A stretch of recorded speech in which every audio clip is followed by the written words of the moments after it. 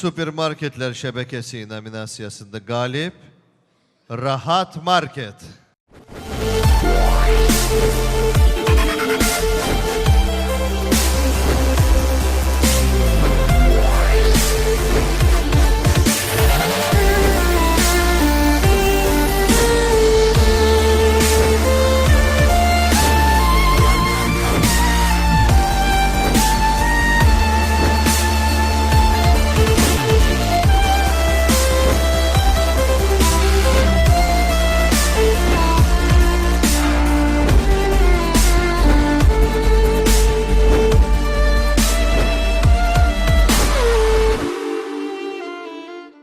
Mükafatı almak için sahneye Rahat Market şebekesinin direktörü Cənab Cəlal Babakişiyev dəvət olunur.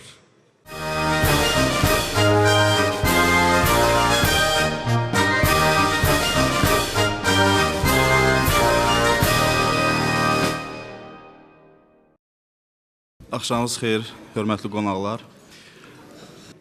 Rahat Marketin adından təşəkkürümü bildirirəm və söz verirəm ki, Rahat Market şəbəkəsi prinsiplərinə sadiq qalaraq bizim millətimizə, xalqımıza bundan sonra da yüksək və keyfiyyətli xidmət göstərəcəkdir. Çox sağ olun.